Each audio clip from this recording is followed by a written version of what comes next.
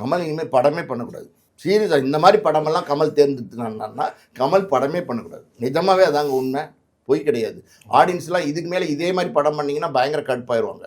மணிரத்னம்லாம் மறுபடியும் இதே மாதிரி படம்லாம் எடுக்க ஆரம்பிச்சோன்னா பயங்கர கடுப்பாயிருவாங்க. உண்மையிலே பார்த்தீங்கன்னா ரொம்ப கோவமாக பேசிட்டு இருக்காங்க. சோஷியல் மீடியாவில் நீங்கள் போய் பார்க்கல, அவன் பயங்கர வெறுப்பாகவும் வெறியாகவும் இருக்கான். காரணம் என்னென்னா அலைபாயுதோட மணிரத்னம் கதையெல்லாம் முடிஞ்சு போச்சு.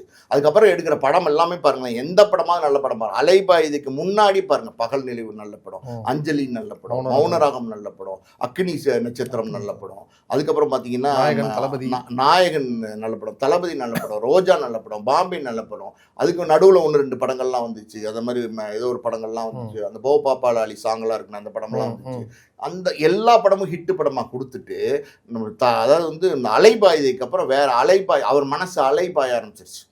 அதாவது நல்ல படமெல்லாம் கொடுத்து அவர் மனசு அலைபாய ஆரம்பிச்சிச்சு. சரக்கு தீர்ந்துச்சுங்க.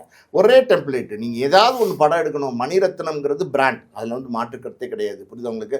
அந்த பிராண்ட் இன்னைக்கு பிராண்டாக இருந்தால் தான் மரியாதை. நீங்கள் பிராண்ட்லேருந்து இறங்கிட்டீங்கன்னா அது மரியாதை கிடையாது.